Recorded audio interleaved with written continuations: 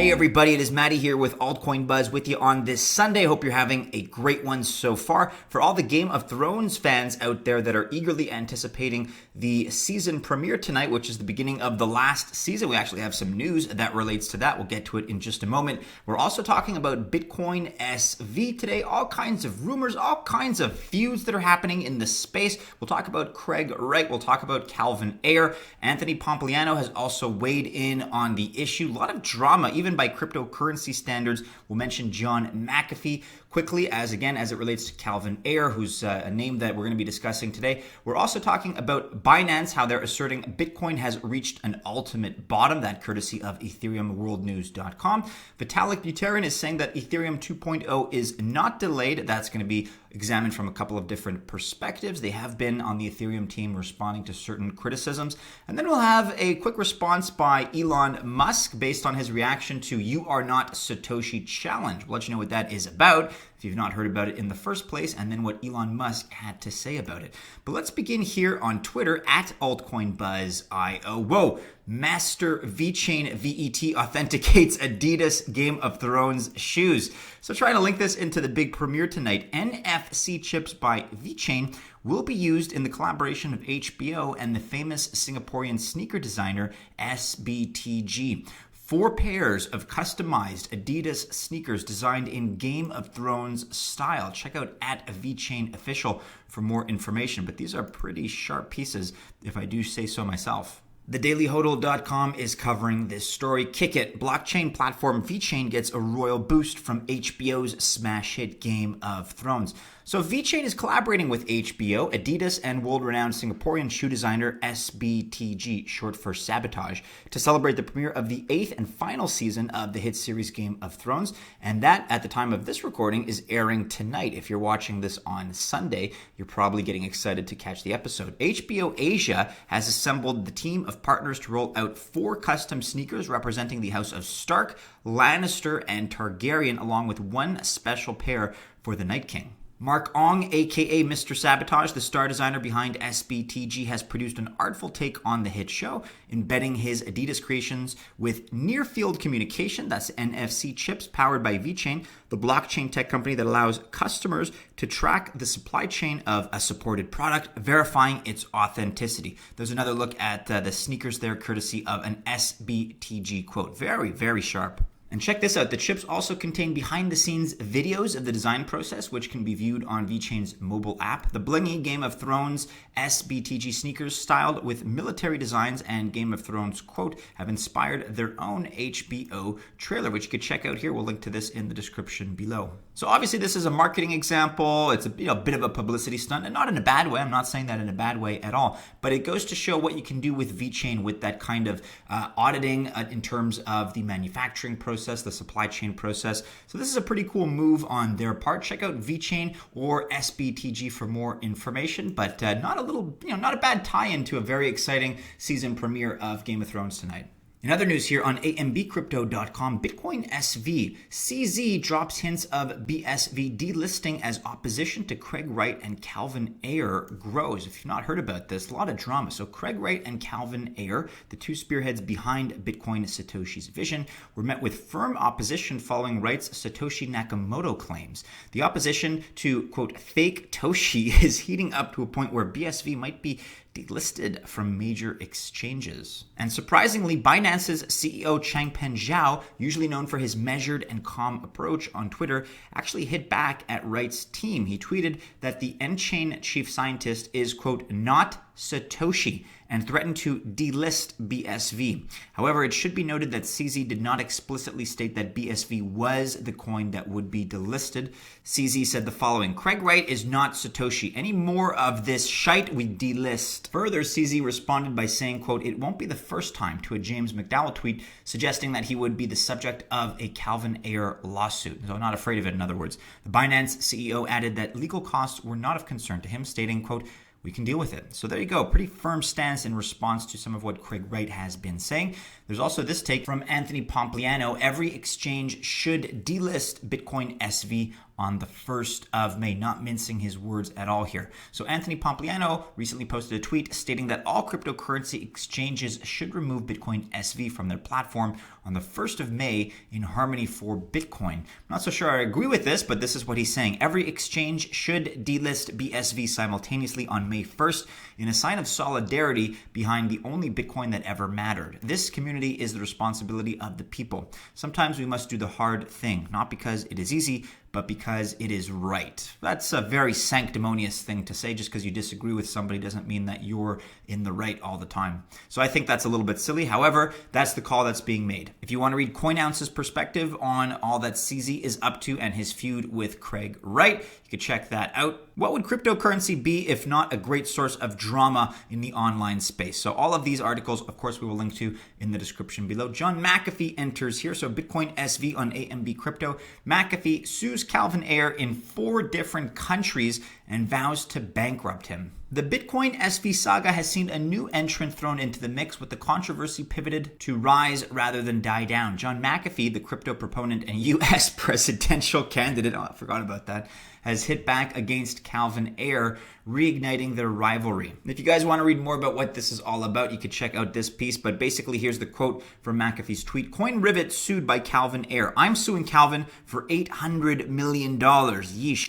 Calvin stated that I committed murder. Completely unsubstantiable. Cuba is a civil law country, making lawsuits difficult. However, I traced his assets to other countries. I will bankrupt him. I think we've spent about enough time on Twitter drama today, so I'm not going to go into too much more detail for this piece. But if you want to read more about the beef that exists between these two guys, then you can link to this in the description below. And on EthereumWorldNews.com, we have this piece. Binance asserts Bitcoin has reached an ultimate bottom. Bitcoin, yes, might have bottomed. Over recent weeks, investors and industry firms across the board have been claiming that the Bitcoin bottom is in. Binance, the world's most popular and used crypto asset exchange, is actually the latest entity to join this bandwagon, touting the merits of the bottom is in theory in a recent study.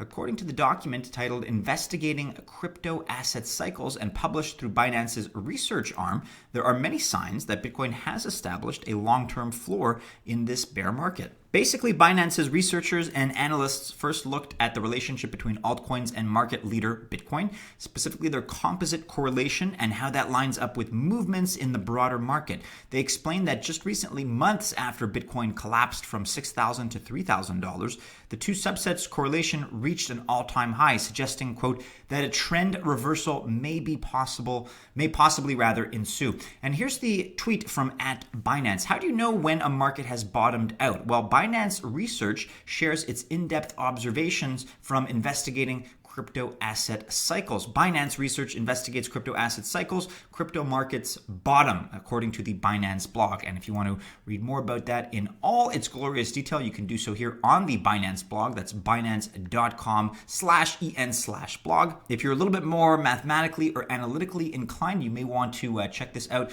regarding the details of the correlation that they're discussing. But you can check out this website, which we'll link to below, as well as the full report, which is publicly accessible. Also on EthereumWorldNews.com, Ethereum 2.0 is not delayed, quote, by a single day, and that's according to Vitalik Buterin. So despite the turbulent times Ethereum is going through, that's arguable, its development remains stable and on track, meeting each of the goals in the scheduled times. Vitalik Buterin has long been the visible head of the project. However, the development of Ethereum involves an intricate scheme of people and organizations working for a joint future. Vitalik's presence is more that of a leader than that of the person responsible for everything. If you want to take a look at specifically what it is he said, it's the following, quote, the team is larger and broader than you think. While I get frustrated with the antics of the chattering classes myself, it's important to keep in mind that Prismatic, Lighthouse, the ETH2 research team, etc., are all continuing work right on schedule, and the recent governance noises, while loud and annoying, did not delay the progress of ETH2 by even a single day. State Channel and Plasma and ZK rollup devs are similarly steadily moving forward, as are the 1.0 X rent proposals. The existing 1.0 clients are being tirelessly upgraded to better handle the load of the current chain, with a huge victory a few months ago in dropping uncle rates, as well as constant improvements in block propagation. When you're making a bet on the Ethereum ecosystem, it's those silent armies you are betting on. Well, that was a very technical quote. I'm not sure I understood half of it myself, but there you go. That's what he had to say. Look, part of it is always going to be public image management, and he's just kind of, massaging from a marketing perspective what it is that people are going to think of Ethereum. So, as always, take these statements with a grain of salt. But as written here, the fact that Vitalik recognizes teamwork is of vital importance in keeping the community together. After this comment, the discussion took on a much more optimistic tone. If you want to read about this in more detail, you can check it out. There's quite a bit more technical information about what Ethereum is up to, if that's something that interests you. But rest assured, according at least to Vitalik Buterin, 2.0 is not delayed whatsoever. There's also this piece on CryptoGlobe.com. Buterin has been responding to criticism of the Ethereum team. It largely covers the same thing. So if this is something that interests you, check it out. We'll link to it below as always. And I promised you guys a little bit of Elon Musk news. So here we are on CoinGape.com. Elon Musk quickly reacts on "You Are Not Satoshi" challenge, and here is his response. While the ongoing drama of whether Craig Wright is real Satoshi Nakamoto or not took a new turn, the crypto community strongly urged Elon Musk that he is not Satoshi and sarcastically asked him to sue for the challenge. As a response, Tesla CEO quickly adds a note stating cryptocurrency is my safe word. It's pretty cool that Elon Musk earlier had shared his bullish view on cryptocurrency, even though he himself owned only 0.025 Bitcoin. Rewinding history, Elon Musk had recently involved in Dogecoin's upcoming CEO poll, as we discussed in a recent video, and apparently led over other individual members mentioned in the poll, which lets him update his Twitter bio as the former CEO of Dogecoin. But this time, Musk responded to a question that was basically connected to Bitcoin SV's head, Craig Wright, who is claiming himself as Bitcoin creator Satoshi Nakamoto. Wright further urges people to accept his claim and also said that he is filing suit against those who don't agree and uses hashtag Craig Wright is a fraud. This hashtag, along with delisting, had eventually gone viral on Twitter. More specifically, he threatens Twitter users' anonymous account HODLNOT, which is deleted from Twitter at the time of this writing. Yeah, Craig Wright, I think is just shooting himself in the foot. So this is the way to respond to something, just to say, what are your thoughts on this? How do you want to weigh in? He says, well, cryptocurrency is my safe word. I'm a big fan of Elon Musk. Even his businesses aside, his leadership aside, I think he's a very good public figure in the way that he deals with things. So that's my opinion. You're entirely free to disagree. And if you do, there's a spot at the very top of the line for you in the comments below. So let us know your thoughts, your perspectives, and your opinions as always. But I think that about rounds it out today, everybody, for the news. Do be sure you're following Altcoin Buzz on all the regular social media and keep checking back into our website for more and more content. It's altcoinbuzz.io. Hey, if you enjoyed this video, go ahead, like, subscribe, share. Don't forget to hit the bell. That way you receive notifications. But enjoy your Sunday, everybody. Do enjoy Game of Thrones tonight if you're a fan and you're going to check it out. I wish you only the very best of luck if you choose to invest, and we do hope to see you again soon in our next video. Take care.